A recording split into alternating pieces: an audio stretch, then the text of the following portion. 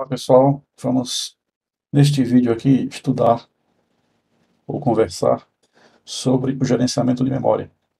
Nós sabemos que a memória é uma das partes mais importantes do computador. Sem ela não haveria processamento adequado, ou melhor, não haveria processamento nenhum, porque para começar os dados precisam estar na memória para serem processados. Em segundo lugar, depois que foi concebida a máquina de von Neumann, ou seja, o computador como máquina de von Neumann, os programas passaram também a ser armazenados na memória. Então, a memória é a parte do computador, parte física, que armazena os programas e os dados a serem processados. A partir daí que tudo acontece. Então, essa memória precisa ser administrada, precisa ser gerenciada para que possamos trabalhar corretamente, para que o computador possa realizar suas tarefas. Então, dessa forma, é importante a gente estudar agora como é que o sistema operacional vai administrar, gerenciar, coordenar a gestão da memória para que as tarefas possam ser executadas. Então vamos lá.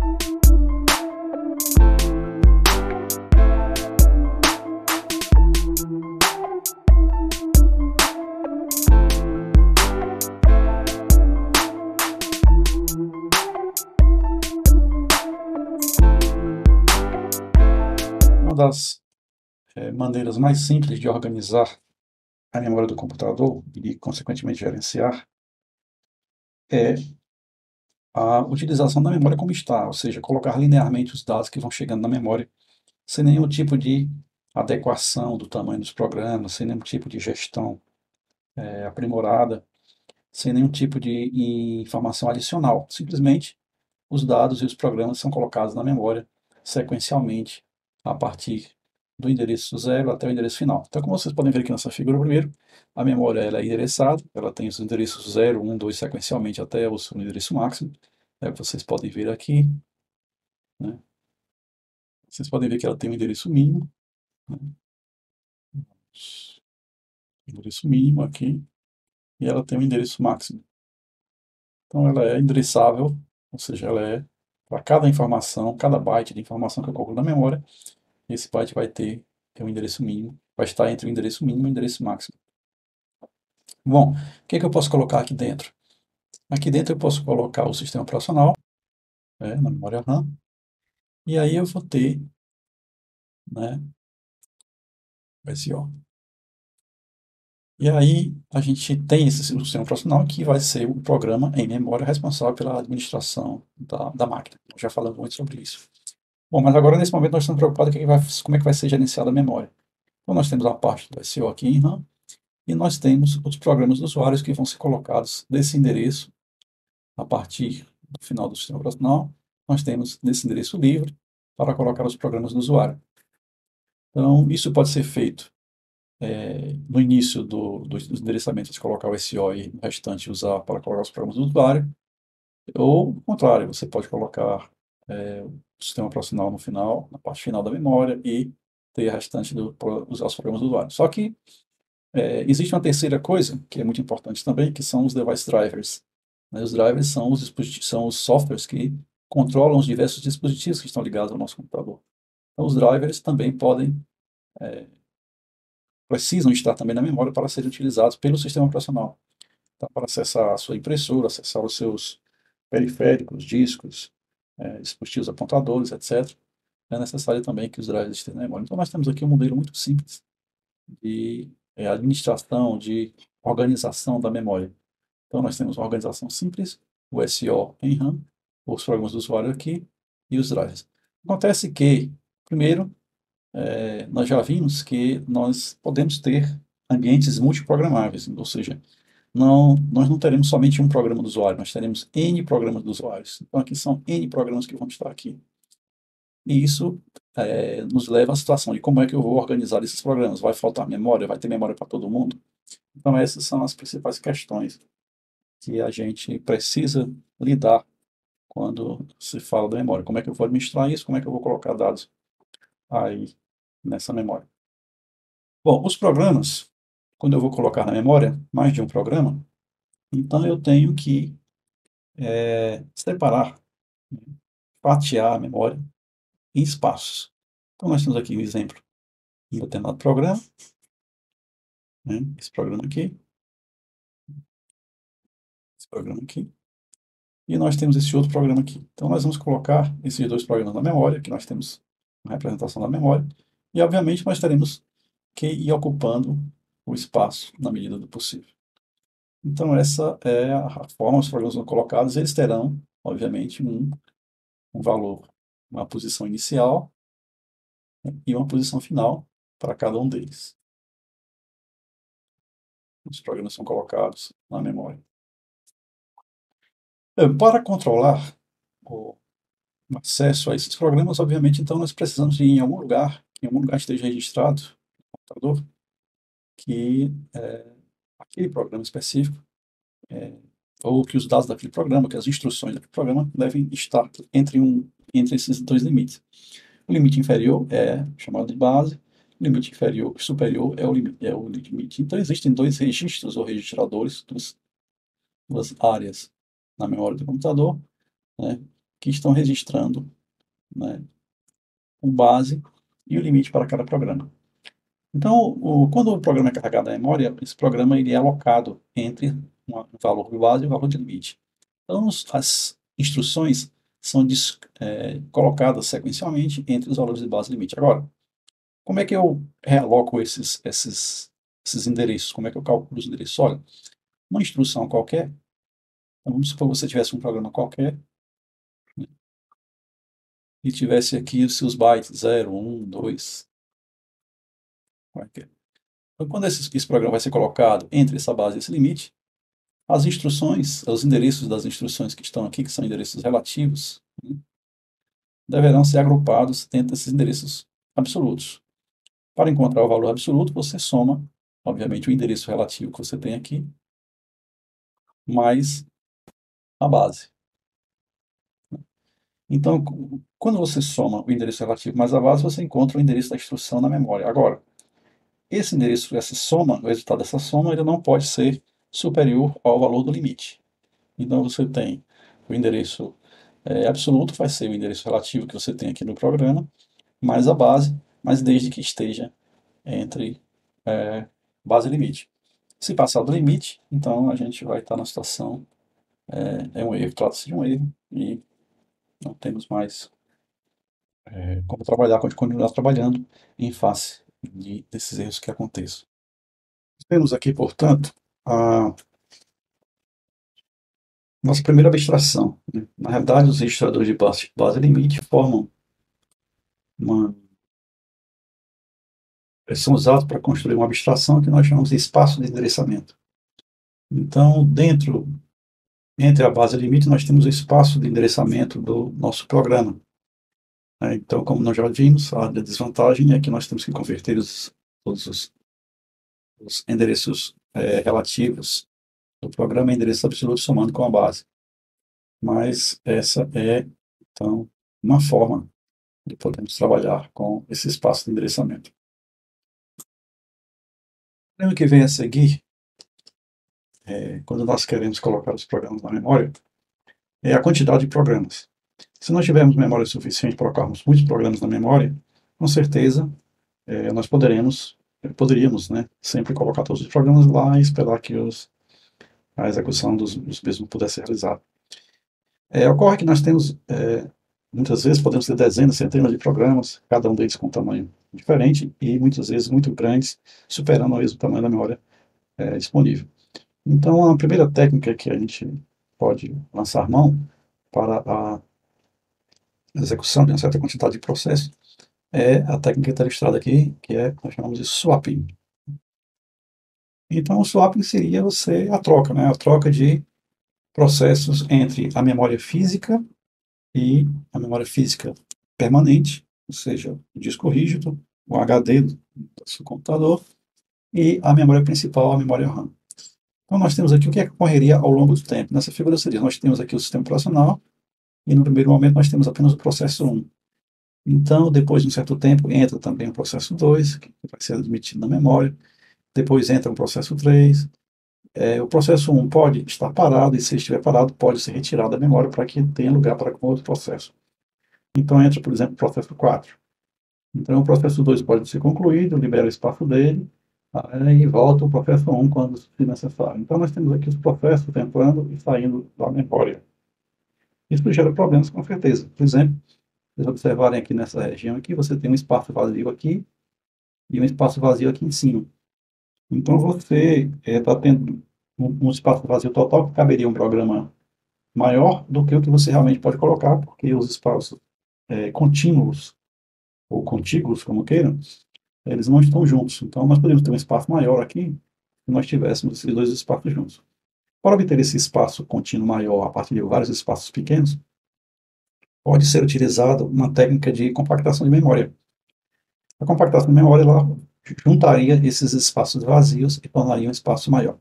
Só que isso normalmente não é feito porque isso exige um tempo grande do computador e é, faz com que faria com que nós tivéssemos um delay enorme entre na execução dos processos. Então, a compactação não seria útil, mas em um primeiro momento nós poderíamos usar o swapping como uma técnica para tratar com muitos processos se alternando na memória. Obviamente, existem outras abstrações que podem ser usadas no lugar, uma delas é a memória virtual, que nós veremos mais adiante. Outra questão que nós podemos colocar agora é qual o tamanho dos processos e se eles crescem ou não durante a execução, a sua execução. Então, um processo, em geral, ele é composto de dois espaços, né? Ele tem um espaço básico, ocupado, como se liberar aqui para essa área, mas ele também tem uma área que está sujeita ao crescimento, né? Uma área de dados que está sujeita ao crescimento. Então, normalmente, quando o processo é alocado à memória, ele tem um espaço destinado ao seu próprio crescimento. Então, isso é necessário para os processos poderem crescer. Então, para isso, né, atualmente você tem o quê? Atualmente você tem a memória, e os processos, quando são alocados na memória, eles são alocados como parte do código, uma parte de dados estáticos, que não dados estáticos, uma parte de pilha, e aí você tem um espaço entre os dados e a pilha para crescer. Então, nesse espaço, à medida que o programa for sendo executado, o processo for sendo executado, ele vai crescendo nessa direção. E aí você tendo de um limite, obviamente, previamente estabelecido. Obviamente que a desalocação desse processo e a realocação do processo pode fazer com que esses tamanhos possam eventualmente mudar. Mas é necessário, então, que se pense que um processo ele é algo que cresce e, portanto, o SEO tem que, se usar uma técnica de swap, ele vai ter que permitir também que os espaços alocados tenham a região de crescimento. Uma questão que é realmente importante de se saber também é como é que eu vou administrar o espaço livre, como é que eu vou saber que um espaço da memória está vazio ou está ocupado. Existem duas maneiras básicas de fazer isso. Uma maneira é utilizando mapas de bits, ou bitmaps, e a outra utilizando listas ligadas. Então, a ideia para a utilização de mapas de bits é quando você tem, supondo aqui que você tem um grande espaço de memória disponível, esse espaço aqui, que é a tua memória, né? Então, supondo que nós temos essa memória, o que nós temos que fazer para essa memória é guardar um mapa de bits, onde cada bit individual está associado a uma unidade de alocação, que pode ser n bytes. Então, cada bit estando associado a uma unidade de alocação, nós temos que, quanto maior for essa unidade de alocação, menor será essa tabela, esse bitmap, ou seja, isso aqui, esse bitmap aqui será a nossa tabela, indicando que certas regiões, ou certas unidades de alocação estão ocupadas, o bit estaria em 1, e uma outra região estaria desocupada. Então, o valor do bit seria 0. Então, nós teríamos as áreas que são de memória que estão ocupadas atualmente com processos e dados, nós colocaremos para ela o bit 1 e os vazios colocaremos o bit 0. Então, quando eu vou alocar uma memória para um certo processo, para um certo conjunto de dados, o que acontece é que eu primeiro passo pelo bitmap para saber se esses espaços estão alocados ou estão vazios. Se forem alocados, automaticamente o bitmap terá que mudar para representar a situação atual da minha memória. Outra forma de você trabalhar com a gestão da memória, ou seja, administrar quem são as unidades de alocação da memória que estão preenchidas ou vazias, é criar a lista ligada. A lista ligada seria um conjunto de registros, onde cada registro você tem se a especificação do tipo de registro, se trata de um processo, se se trata de um processo ou é vazio, então aqui nós temos vazio, aqui nós temos processo. Então, ou é processo ou é vazio, ou a unidade de início e o comprimento dela. A unidade de início e o comprimento. Então, nós temos aqui um registro que também tem, que aponta para o próximo registro, que aponta para o próximo, que assim por diante. Então, nós temos, através dessa lista, uma representação clara de como é que a memória está sendo utilizada. Então, por exemplo, aqui na unidade de locação 0, nós temos um processo que tem comprimento 5, assim, que é seguido por um vazio, que começa no 5, obviamente porque terminou no 5 anterior, e tem comprimento 3, o próximo vai começar no 8, e é um processo, tem comprimento 6, o próximo vai começar no 14, também é um processo, comprimento 4, o próximo vai começar no 18, ou seja, 4 mais 4 dá 18, e vazio, que vai ter comprimento 2, que vai abrir a outra, começar no 20, assim por diante. Então, nós temos aqui a forma, talvez mais clássica, de ajustar a memória. Aqui, para uma ligeira dificuldade que nós temos aqui, é para encontrar um espaço vazio pesquisando na lista. Então, nós teríamos que fazer isso unidirecionalmente, indo da primeira para a seguinte, porque é assim que você faz uma pesquisa na lista ligada. Uma forma de resolver esse problema da pesquisa unidirecional é ter realmente as listas duplamente encadeadas. Então, se nós tivéssemos as listas duplamente encadeadas, que houvesse uma indicação do anterior para cada registro, então nós conseguiríamos, talvez em qualquer momento, a partir de qualquer posição, fazer uma pesquisa mais rápida. Isso aí também pode ser feito. Então, tendo uma lista ligada, nós podemos, aqui está a representação de como é que estaria a situação. Por exemplo, imagine que você tem aqui 3 processos, A, X e B, e depois que o X termina, você continua com o processo A e B, sem A, vazio e B. Se o X estiver do lado do A, sim, você terá A e um grande vazio. Se o X estiver do lado do B, você terá um vazio. O X estiver entre o vazio e o B, você terá um vazio e o B sequente. E se o X estiver solto na memória, a memória toda será liberada quando o X terminar. Então, essa seria a forma de já está administrar a memória com listas ligadas. Então, vamos lá. Nosso problema agora é o que acontece quando eu tenho um programa que eu vou transformar em processo, um processo a ser carregado na memória, onde é que eu vou colocar esse processo. E aí entra o que nós chamamos de algoritmos de gerenciamento da memória. Então, esses algoritmos, eles vão nos dizer qual é a política que eu utilizo para colocar um certo indivíduo, programa, na memória. Então, a política pode ser o primeiro que couber, ou seja, eu vou procurando na memória linearmente e o primeiro espaço que eu couber para o meio do processo eu coloco lá. O próximo, então, seria assim, o primeiro que couber seria o first fit, né? O próximo a caber, não necessariamente é o primeiro, porque você pode estar no meio da lista, então seria o próximo a caber, e não exatamente o primeiro.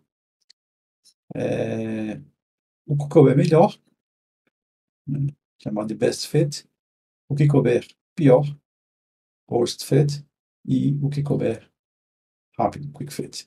Então, vamos aqui dar uma olhadinha nos algoritmos de gerenciamento de memória.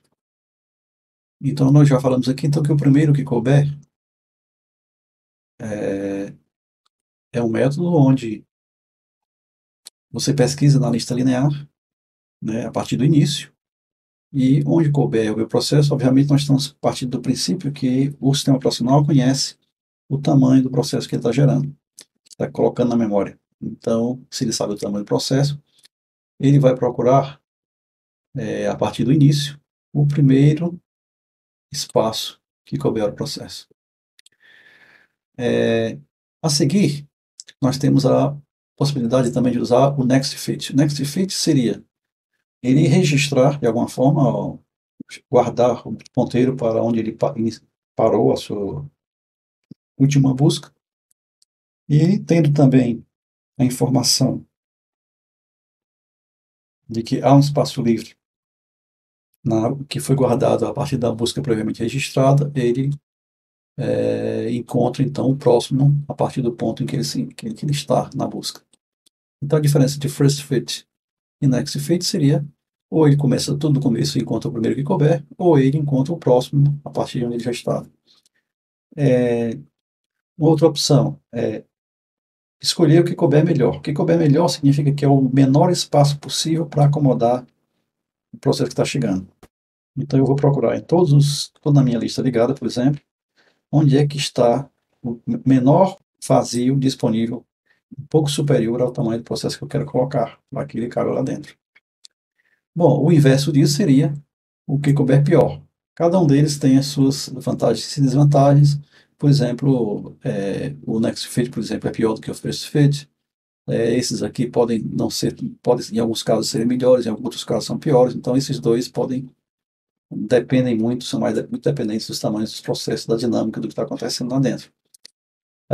Existe outra opção que é manter as listas separadas, ao invés de manter uma lista com todo mundo dentro da lista, as listas de vazios de processos são mantidas separadas. Então nós temos uma lista encadeada para os processos guardados na memória e uma lista encadeada somente para os espaços vazios. Quando nós temos somente para os espaços vazios, significa que nós conseguimos fazer uma pesquisa mais rápida nos espaços vazios, que é o que nós estamos realmente procurando. Então, se nós estamos procurando o espaço vazio, e se nós temos uma lista separada somente com os espaços vazios, supõe-se, então, obviamente, e é óbvio isso, que essa pesquisa somente nos espaços vazios seja mais rápida. E é essa a base do algoritmo Quick Fit. Então, o Quick Fit ele vai pesquisar na lista específica, você tem listas separadas, você vai especificar na lista específica de espaços vazios e vai encontrar um espaço vazio para alocar a memória do processo lá. Então, esses são os principais algoritmos para encontrar, encontrar um espaço da memória para colocar o seu processo. O próximo problema que nós temos que enfrentar, então, é como fazer, então, com programas grandes demais, programas que não cabem em nenhum lugar na memória.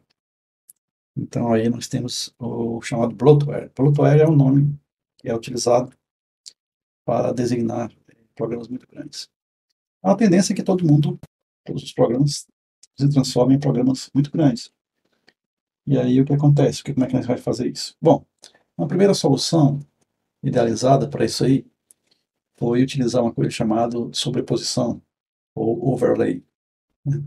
Nós temos aqui overlay. Então, o overlay funcionava da seguinte forma: você quebrava o seu programa em várias partes e quando você ia iniciar o processo, apenas ia para a memória o gerenciador do overlay. Então, o gerenciador do overlay ia para a memória inicialmente e ele ficava chamando partes do programa de acordo com a dinâmica da execução do programa. Então, você nunca tinha o programa integralmente na memória. Você tinha uma parte dele e se intercalando, fazendo uma espécie de swap, né, entre a parte do programa, dessa vez não somente entre o programa inteiro, mas entre partes do programa que iam se alternando na memória. Então, isso era o que chamado de overlay. O problema com os overlay é que isso era de responsabilidade do programador. Então, o programador, ele tinha uma responsabilidade imensa na hora de fazer o seu programa, de prepará-lo para utilizar a memória. Não era transparente. E isso criava muitos problemas. Pouquíssimos programadores eram realmente bons na arte de construir overlays. Aí surgiu, não demorou muito para que nos anos seguintes, nos anos 70, surgisse o conceito de memória virtual. Então, o conceito de memória virtual, ele tira da responsabilidade do usuário a construção de overlays. Só que esses overlays são pequenos, são feitos em coisas chamadas pequenos pedaços do código chamado páginas, né? Então, cada programa vai ter, na casa da memória virtual, cada programa vai ter o seu próprio espaço de endereçamento, nós chamamos de espaço de endereçamento virtual, que é o espaço do programa, a ser utilizado pelos programas, né? E esses espaços são divididos em pequenos pedaços, que nós chamamos de páginas. E essas páginas podem estar na memória física, né, ou podem estar no disco. Então é feito uma espécie de overlay com as páginas. E esse método todo passou a se chamar, então, método de memória virtual com paginação. A paginação ela poderia eventualmente ser implementada no software, mas se ela fosse implementada em software, nós teríamos aí um grande delay, um grande atraso na execução dos programas, porque por conta do gerenciamento da memória. Então, digamos assim, as fabricantes de hardware implantaram, inicialmente de forma externa à CPU principal, mas agora ele já está embutido na própria CPU, um chip específico para a gestão de memória virtual, que é chamado de MMU. Então, nós temos aqui o MMU. O MMU é a abreviatura do MMU, né? A abreviatura do MMU é Memory Management Unit. Então, o MMU está aqui para permitir a administração da memória virtual. Então, o que é que nós temos aqui no sistema de paginação? Nós temos a CPU principal, que está conectada ao MMU, que é um chip hardware. Esse chip é conectado, obviamente, ao barramento, onde todo mundo se comunica. E nós temos acesso à memória física, né? Só que essa memória física é a memória real do computador, ela é inferior à memória virtual, que é a memória teoricamente disponível para os programas rodarem. Então, os programas imaginam que eles têm uma memória muito maior do que eles realmente têm, e essa memória maior que eles têm seria a memória virtual. Mas onde é que está o espaço que falta da memória física para completar a memória virtual? O espaço que falta da memória física vai estar no disco. Então, nós vamos ter dados gravados em disco, e esses dados se alternam entre a memória e o disco, através do carregamento e da eliminação dessas páginas. Então, quando um programa, um processo solicita um dado em um certo endereço, esse endereço é um endereço virtual dentro da memória virtual disponível. E esse endereço, então, é convertido pelo MMU em um endereço físico para que o dado possa ser acessado. O que nós temos, então, é um elemento, o MMU, um elemento que faz uma conversão entre um endereçamento virtual, que a gente pode ver aqui. Então, nós temos aqui um endereçamento virtual. Então, é aqui nessas páginas, teoricamente, nós colocaremos os programas, né? Esse espaço de endereçamento virtual é o que o programa acha que tem disponível para ele, mas esse espaço de endereçamento virtual está mapeado ou para um espaço de endereços físicos, ou ele não está mapeado, ele simplesmente existe, mas não está mapeado para o espaço físico, está falhando. Então, quando acontece se tentar acessar esse endereço, vai ter que haver uma modificação dos endereços físicos para que esse endereço possa ser acessado. Então, o que nós temos aqui? O espaço de endereçamento virtual, e nós temos aqui os endereços físicos, né, contendo os quadros de páginas. Então, um quadro de página seria uma página, um elemento de alocação, né, dentro da memória física, né, memória física. Então, nós precisamos dessa tabela de páginas, que é o elemento que vai nos permitir a conversão entre os endereços virtuais e os endereços físicos. Essa conversão, obviamente, é feita pelo MMU. O MMU é, então, né, uma espécie de função, nós diríamos que seria semelhante a uma função implementada num chip, que recebe como entrada o endereço virtual de entrada, está aqui. Ele recebe o endereço virtual de entrada. Esse endereço virtual ele é dividido em duas partes. Uma parte referente à página, outra parte referente ao deslocamento dentro da página. Offset, como que é. Então, a partir desse endereço da página, ele vai consultar as tabelas de página que o MMU mantém e vai, a partir daí, encontrar uma parte do endereço físico. Essa parte de saída é combinada com o offset e é dado, então, o endereço final de saída. É assim que o MMU funciona, né? E a grande questão, o grande elemento importante de tudo isso aqui é realmente a tabela de páginas. Então, é a tabela de páginas que vai permitir que o MMU possa fazer esse tipo de trabalho. O que é que tem em cada linha da tabela de página? A linha da tabela de página tem o número do quadro da página, obviamente, que é o que se procura, né? Número do quadro da página, se está presente ou ausente na memória física, dados de proteção da parte, se foi modificado recentemente, se foi referenciado de alguma forma, se está em caixa ou não. Então, são os dados que formam uma estrutura da tabela de páginas, que são manuseados pelo MMU.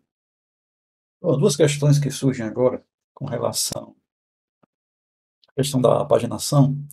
A primeira delas é que o mapeamento do endereço virtual para o endereço físico deve ser feito de forma rápida.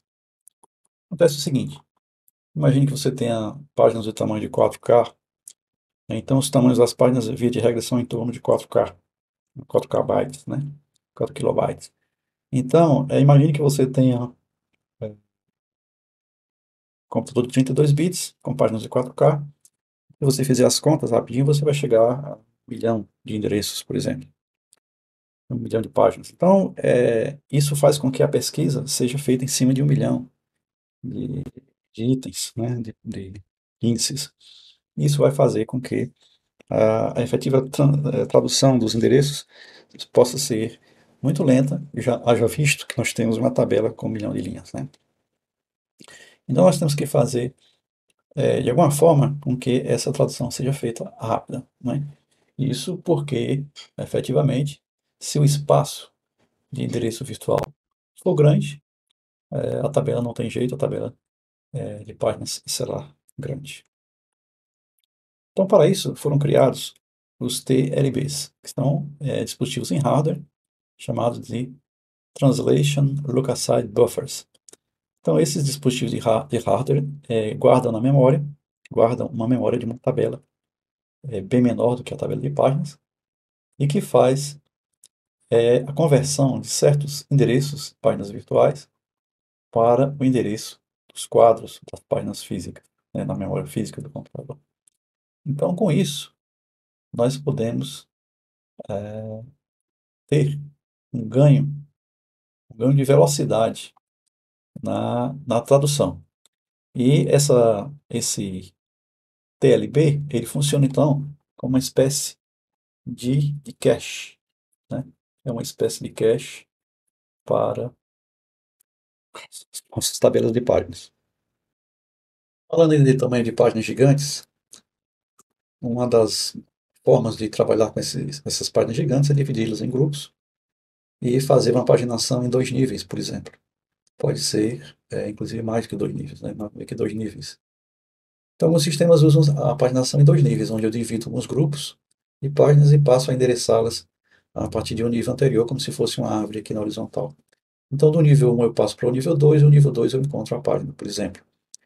Imagine que a gente tenha um espaço de endereçamento de 32 bits, então nós podíamos perfeitamente dividir esses 32 bits em um espaço onde o primeiro item, os primeiros 10 bits, fosse o nosso endereço na primeira página, ou no primeiro nível de página, perdão.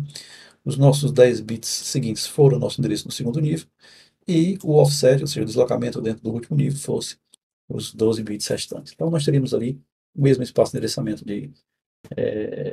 bastante grande, mas ainda 32 bits, mas esse espaço foi dividido em níveis de forma que a busca passe a ser facilitada, ou seja, a gente sai de uma busca linear, ou seja, em 1 milhão de páginas, para uma busca já direcionada pelos níveis em que eles estão.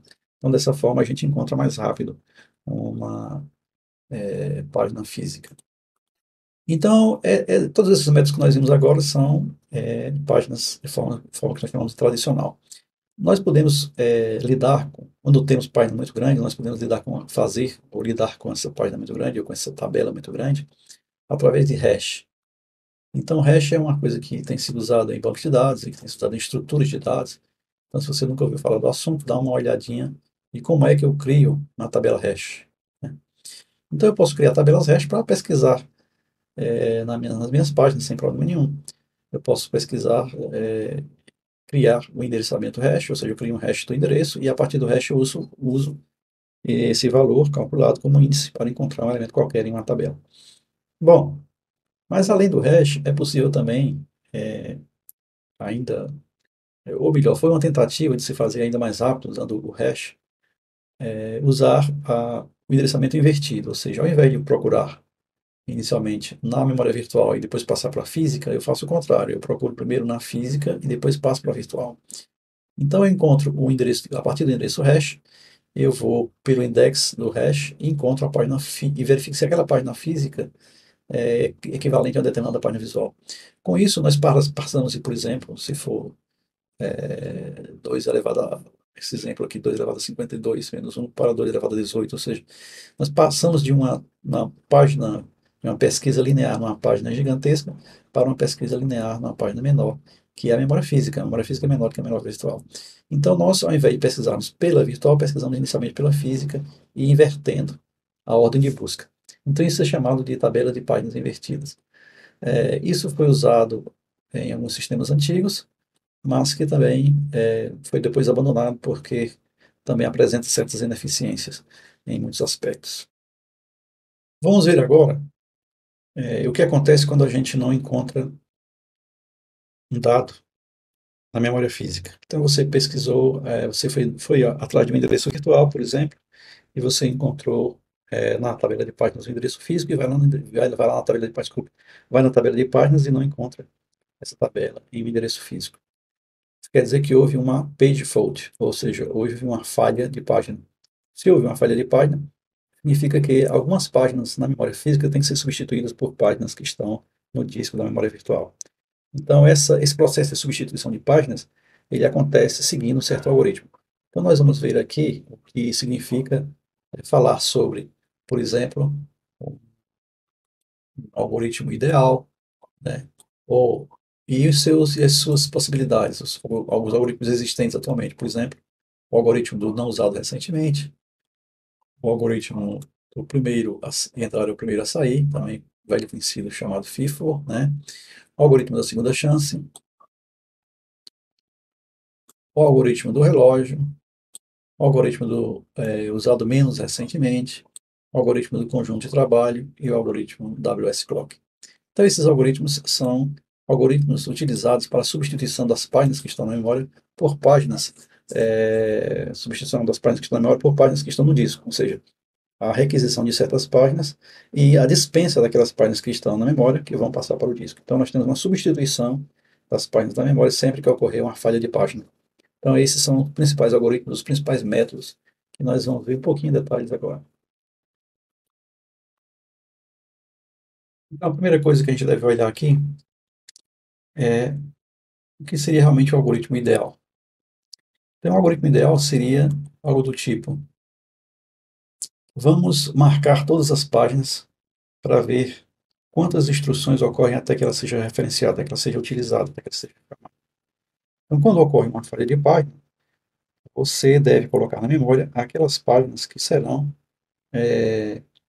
chamadas nas próximas instruções.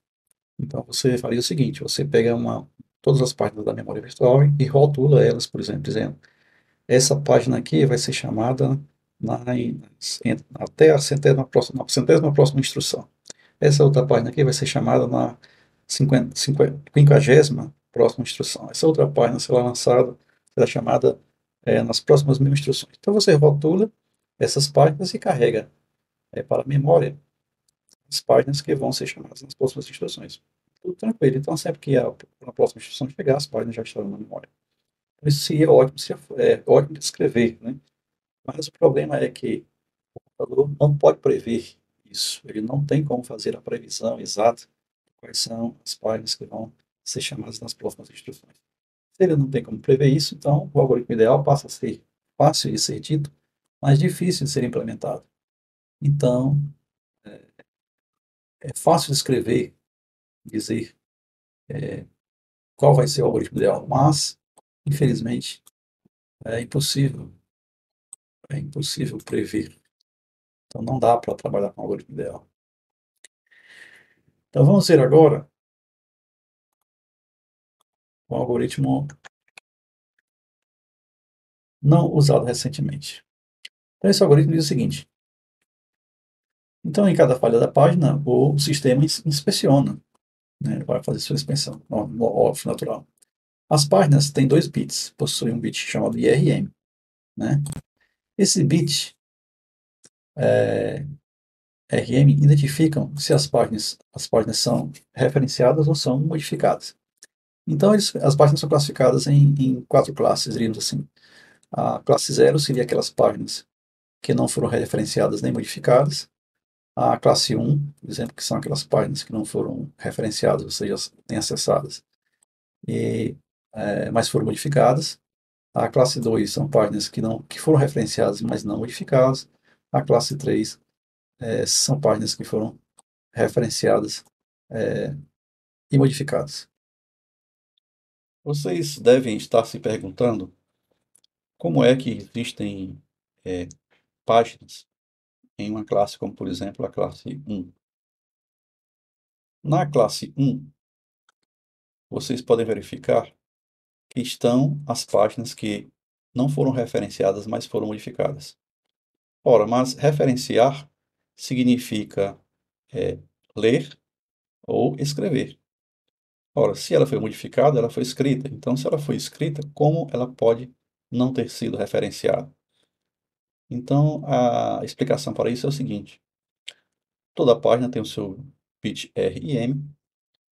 Então, o bit R é setado para 1 cada vez que a página é lida ou escrita, e o bit M é setado para 1 cada vez que a página é escrita ou modificada. Acontece que, a cada ciclo de clock, esses bits R são revistos. Se dentro daquele ciclo, ou do ciclo anterior, não houve referência à página, se a página não foi lida, então o bit R é setado para 0. Mas isso não acontece com o bit 1. O bit 1, uma vez que houve a modificação de fato na página, ele permanece setado.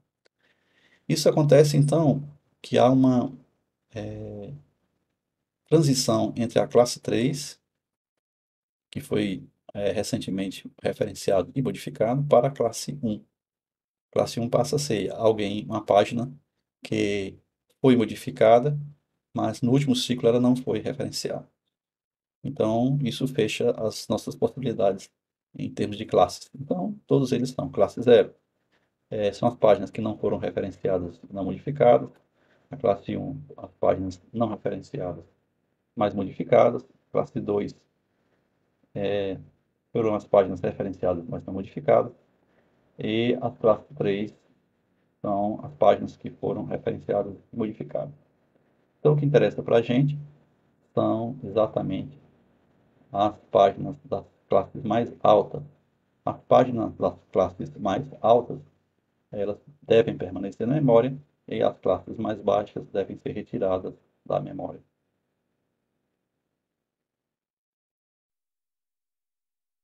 Depois disso, nós podemos falar sobre o algoritmo FIFO, quer dizer, o algoritmo FIFO seria aquele, a primeira a chegar seria a primeira a ser eliminada. Então, carregado primeiro seria o último a ser eliminado. Então, teria um tempo que as páginas, teria registrado o tempo que as páginas permanecem na memória, e quem tivesse mais tempo seria eliminado. Acontece que isso não é legal, porque muitas vezes a página está há bastante tempo na memória, mas você está utilizando essa página, né?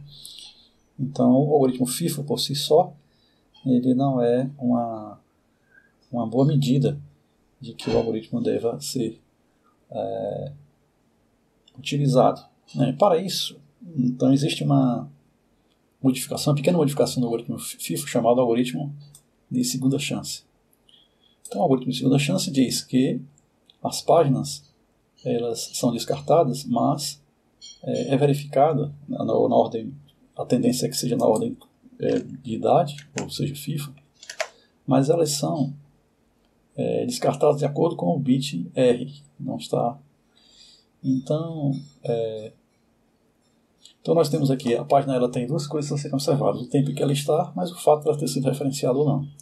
Quando uma página é a mais velha e ela deveria ser descartada, né, mas o seu bit de referenciado, o seu bit R ainda é 1, então nós teríamos aqui uma página a ser descartada, mas o bit R dela é 1. Porque nós temos os bits R desenhados, mas vamos supor que alguns sejam 1, alguns sejam 0, alguns sejam 1 e tal, né?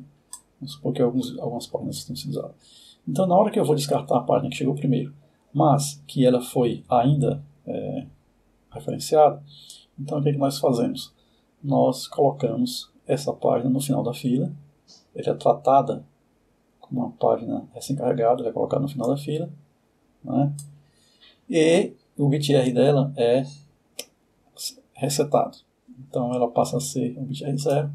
Bom, na próxima vez que ela for selecionada, se ela não tiver sido referenciada, então ela efetivamente será descartada. Então é dada a oportunidade à página de ter uma segunda chance. Por isso o algoritmo é chamado de algoritmo de segunda chance, né? Então você coloca as páginas pela idade, referencia as páginas pela idade. A mais velha, ao ser descartada, ela vai ser verificado se o bit R dela é 1, se ela foi usada recentemente, ela foi usada. Então, se ela foi, ela passa para o final da fila. E na próxima vez que ela for escolhida como a mais velha, se não houver acontecido nenhuma modificação dessa página, ela será descartada. Se houver, ela volta novamente para a segunda fila e é dada uma segunda chance. Então, o algoritmo de segunda chance vai dando uma outra oportunidade às filas de acordo com a entrada delas no sistema. Bom, então, o algoritmo de segunda chance, ele funciona utilizando uma fila, e se a gente modificar essa fila e transformar ela numa fila circular, nós teremos então o algoritmo do relógio. A diferença é simplesmente o fato de você não modificar a estrutura de dados. Você não ter que adicionar elementos ao final e retirar do início, ou seja, não tratar o elemento como uma fila simples, mas tratar ele como um elemento, um buffer circular. Então aqui eu tenho o quê? Eu tenho um ponteiro simplesmente apontando para uma página, que é a página que ele vai tentar remover. Então em cada tique do relógio ele vai, se houver uma falha de página, ele vai tentar remover essa página aqui. Porém ele verifica se o bit da página, o bit de referenciado, ele é 0 ou é 1. Se acontecer dele ser 0, a página é removida. Nesse caso aqui. Agora, se acontecer do bit for 1, ele reseta bit 0, bit R, e avança o ponteiro para o próximo. Então, nesse caso, nós estamos trabalhando basicamente dando uma segunda chance ainda à página, porém, tratando a estrutura toda como uma lista circular. Por isso, esse algoritmo é chamado de algoritmo do relógio. Bom, uma outra possibilidade é trabalhar com algoritmos de seleção de páginas, né, seria utilizar o algoritmo LRU. LRU é um termo que significa Least Recently Used.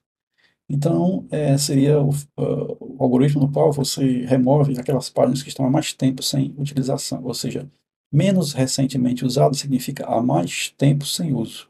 Você tem que ter isso na mente. Porque aí o termo em inglês ele inverte um pouco o nosso raciocínio aqui. Então, se você pegar menos recentemente usado, é aquele há mais tempo sem uso, né? Então, é há mais tempo sem uso. Então, você deveria colocar uma lista das páginas, né, em ordem de uso, e você deveria, obviamente, retirar desta lista aquela que está há mais tempo sem uso. O problema é que não é fácil manter essa lista no computador e principalmente não é fácil implementar isso em hardware. Então nós estamos diante de dois problemas difíceis de serem resolvidos. Um é manter essa fila com todas as páginas e, obviamente, o tempo em que elas não estão sendo utilizadas, e a outra é administrar isso em hardware, que é praticamente impossível.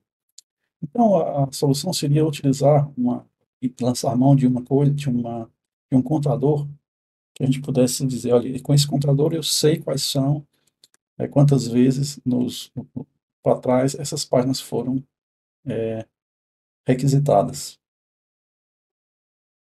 Então, para fazer uma implementação do LDU, nós temos que usar um contador que me desse uma ideia do número de vezes que a página foi referenciada ou não. Esse algoritmo poderia ser chamado de não frequentemente usado ou não frequentemente usado. Então, nós implementaríamos um contador que iria contando cada vez que as páginas forem acessadas. Aí qual é o problema com isso? O problema é que imagine que você no começo da execução de um software, nos primeiros passos, uma página é muito usada e as outras não. E à medida que o tempo passa, essas páginas que foram muito usadas, elas vão sendo deixadas de lado e você vai começar usando as outras páginas alternadamente. Ao final de um certo período de tempo, essas páginas que foram muito usadas no começo ainda estarão registradas como sendo muito utilizadas. Então é preciso que tenha um algoritmo que faça um contrabalanço de tudo isso para evitar que páginas que ao longo do tempo não continuem com seu status de muito usadas, muito utilizadas. Então, tudo isso é resumido num algoritmo chamado algoritmo de envelhecimento. Então, esse algoritmo é simulado, primeiro é simulado em software, não é mais simulado no hardware, não é feito, não é implementado em hardware. Ele conta o acesso, de certa forma, quantas vezes a página é referenciada através do bit R. Então, cada página tem os seus 2 bits, né? Nós já falamos sobre isso, bit R e M. Então, esse bit R vai ser usado para incrementar o contador. O bit, obviamente, é 0 ou 1. Se ela foi referenciada, ele incrementa o contador. Se ela não foi referenciada, ele não incrementa nada. Porém, é, com o tempo, a ideia é que, com o tempo, a página deixe de ter sua importância, ou seja, há uma espécie de envelhecimento da página. E para que isso seja feito, há um artifício que é usar o deslocamento dos bits todos à direita. Então, se você olhar aqui, você olhar aqui nessa figura, então você vai ver aqui o tempo, as interrupções do relógio, começando com interrupção 0, interrupção 1, interrupção 2, interrupção 3, 4 e assim por diante. Então, nós vamos seguindo a linha do tempo aqui da esquerda para a direita. Então, imagine que você tem 6 páginas na memória. Então, nós temos a página 0 e ao lado da página nós temos aí o contador atual da página, o valor do contador que está contando aí o acesso à página, né? Então, imagine que na interrupção 0, os valores dos bits, os bits R das páginas sejam 1, 0, 1, 0, 0, 1, como está aqui em cima. Então, esses valores serão acrescentados, respectivamente, aos contadores de cada página. Então, a página 0 vai virar 1, só que eles são acrescentados não no final, do lado direito do, do byte, mas ao lado esquerdo do byte. Então, o que acontece? Ele é acrescentado no byte mais significativo, né? Então, a gente desloca todos os valores atuais para a direita e insere à esquerda. Ele pega por bit 1, é inserido à esquerda. Bit 0, inserido à esquerda, já era 0, não tem problema, né? O bit 1, então nós vamos ter aqui, considerando que todos os contadores anteriores a esse passo aqui eram zeros, então nós vamos ter aqui os primeiros valores de todos os bytes. Então, 1, 0, 1, aqui, 0, aqui, 1 aqui, e 1 aqui. Pronto, então se for o primeiro tico de relógio, nós temos os contadores inicializados pelos bits, exatamente pelos bits R. Na segunda fase, quando houver a segunda interrupção do relógio, nós teremos os novos bits R que foram lidos, ou seja, uma página que foi referenciada, que é a página 1, outra página que deixou de ser referenciada, que foi a página 2, né, aqui. Então, nós temos aqui os bits R que serão somados aos seus contadores de página respectivos. Então, somar isso aqui com isso aqui, como é que é feita essa soma? É simplesmente deslocando os bits à direita, que estão lá, e colocando no bit 1, que é o bit que está lá na página, no valor esquerdo. Então, o 1 é colocado aqui a esse, que fica esse valor, contador. O 1 é colocado a esse, que fica 1 frente dos outros. O 0 é colocado a esse 1 é deslocado à direita, e o 0 é colocado à esquerda. O 0 é acrescentado ao 0, continua 0. 1 é acrescentado a 1, fica 1, 1. O 0 é acrescentado a 1, fica 0, 1. Então, nós temos aqui os novos contadores das respectivas páginas. Observe que aqui o menor valor da página é o 000. Então, essa página aqui não foi referenciada para 3 de jeito nenhum. Então, no clique 3, imagine que, teoricamente, você lê os bits R das páginas na interrupção 2, desculpa, na interrupção 2, e você faz o mesmo processo, né? Desloca os bits à direita que já estão lá, coloca o bit R lá à esquerda, e assim continua fazendo. Ao final do longo do tempo, o seu contador vai sendo mantido. Agora, imagine que haja uma interrupção de página, então quem é que vai ser descartado? Obviamente, quem tiver os menores valores. Então, essa é uma forma de simular o LRU em software, levando em consideração que deve não selecionar, ou seja, deve selecionar para descartar aqueles que têm os menores computadores, ou seja, as páginas que são mais velhas e que são menos frequentemente, menos recentemente utilizadas, né? Menos recentemente utilizadas. Então, esse algoritmo aqui é o chamado algoritmo de envelhecimento, que é uma forma de implementar as ideias do algoritmo LRU, que o algoritmo LRU não é implementado diretamente em software em hardware, ele simula um pouco o LRU, utilizando duas técnicas: a técnica dos computadores, dos não frequentemente usados, e a técnica do envelhecimento, ou algoritmo de envelhecimento. Existem na internet muitas simulações mostrando animações, passo a passo, tanto do não frequentemente utilizado, NFU, que está embutido aqui nesse algoritmo de envelhecimento, como o algoritmo de envelhecimento completo em si. Então, eu aconselho vocês darem uma pesquisada aqui no YouTube para ver as animações que muitas pessoas já fizeram, mostrando esses algoritmos. Bom, existe também o conceito de conjunto de trabalho, ou working set. Então, o working set é um conjunto de páginas. É um conjunto de páginas da memória, do espaço de endereçamento, e diríamos assim, global, né? E o sistema operacional está acessando no intervalo de tempo. Então, diríamos que no instante t, então, vamos pegar aqui um instante t, né? Temos um instante t, temos um instante t, e temos um instante anterior, tal, vamos chamar de tal. Então, términos tal formam um intervalo de tempo, né, de t para trás, né? Tal é inferior a t, né? Esse términos tal é aqui o nosso k.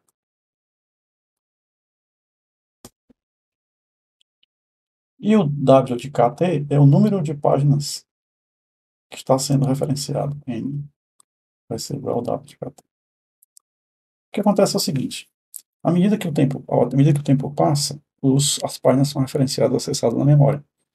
Se você considerar que esse valor aqui é muito grande, o K, vamos aumentar o valor de K. À medida que você aumenta o valor de K, você tende a diminuir o tamanho, tende a estabilizar o tamanho do working set. Por quê? Porque o número de páginas acessadas, quando o K é muito grande, né, quando o tal é muito pequeno, tende a ir para o início do fio. Então, pequenas variações até mesmo grandes variações no K, desde que o tal seja pequeno e o K seja grande, vai afetar pouco. Esse número também é limitado, não é infinito. Então, com um grande valor de K, você vai ter valor estável do working set. Então, o que é o working set? É um conjunto de páginas que está sendo acessado nesse intervalo de tempo. Agora, o que acontece? O que acontece é que os sistemas hoje, eles trabalham com a perspectiva de que aquele grupo de páginas será mais costumeiramente acessado por um processo. Então, esse grupo de páginas, o ideal é que, se você encontrar um grupo de páginas adequado, você coloca esse grupo de páginas na memória e, obviamente, o acesso à memória será mais rápido, com menos falhas de página, né? Você terá menos falhas de página sobre esse assunto. Por isso, que daí você tenta identificar um working set para o seu conjunto de trabalho. Aí a questão é, como é que eu vou achar o meu working set? Então, eu vou achar meu working set seguindo esse algoritmo aí, mais ou menos. Então, eu tenho as informações sobre todas as páginas, eu dou uma varrida na minha tabela de páginas e observo todos os bits R, né? E os tempos, né? Os tempos em que as páginas foram utilizadas pela última vez, né? Então, nós temos aqui uma página que não foi referenciada nesse tick, nós temos uma página que foi referenciada nesse tick do clock, nós temos aqui o tempo da última utilização. Então, ele passa, dá uma varrida em todas essas páginas e segue esses princípios aqui. Ele verifica o bit R de todas as páginas. verifica o bit R de todas as páginas. Se o R igual a 1, ele seta o tempo da última utilização para o tempo atual. Então, ele atualiza o tempo da última utilização das páginas. Então, ele faz aqui nesse primeiro passo do algoritmo. Depois, se o R for igual a 0 e a idade for maior do que o tal, né, que é o nosso tempozinho que tem, o tempo inicial aqui, de tal aqui. Ó. Então, se for maior, eu removo a página, porque a página é muito velha, a página envelheceu, é antiga, né? Se não, eu vou relembrar no menor tempo. Essa página faz parte do working set. Então, eu vou construindo meus working sets. Obviamente que eu estou dando uma descrição muito rápida aqui, mas você pode dar uma investigada melhor aí na internet, uma vez no livro texto sobre o assunto. Mas essa é a ideia básica de você manter conjuntos de trabalhos na memória.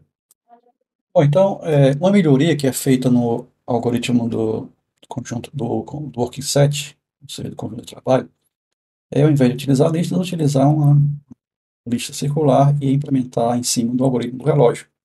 Então, esse novo algoritmo passa a chamar, então, WS Clock. Então, o WS Clock, esse algoritmo, é um algoritmo que usa as vantagens do working set e usa também a vantagem do algoritmo do relógio. Então, o que é que ele faz? Ele tem um ponteiro, obviamente, funcionando na forma circular.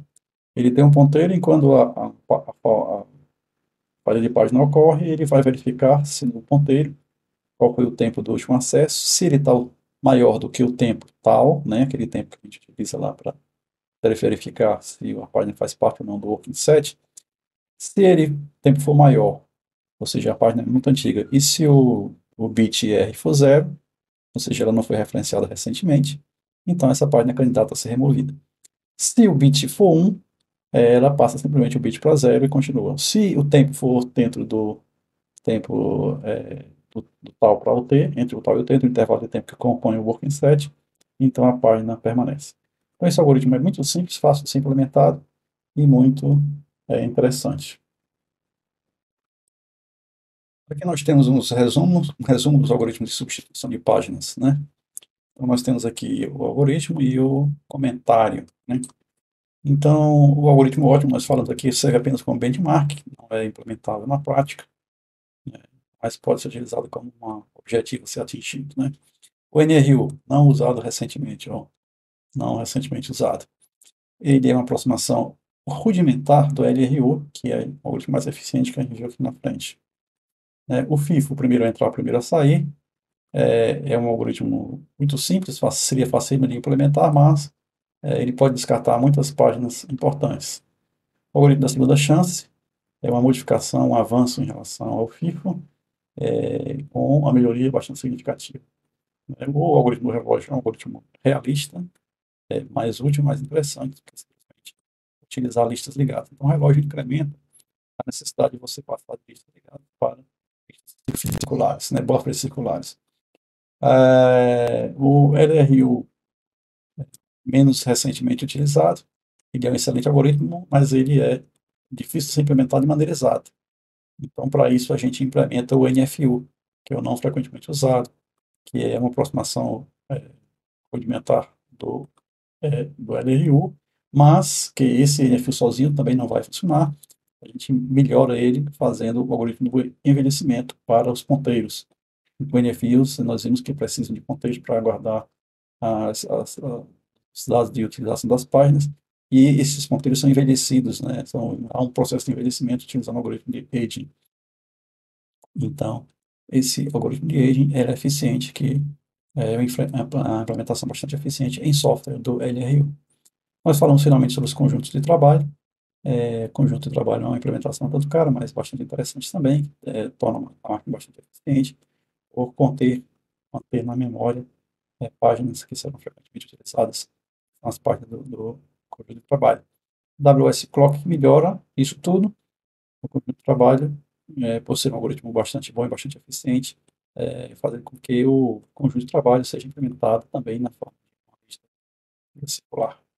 Então, esses aí são os principais algoritmos de substituição de páginas que a gente pode ver pelo momento.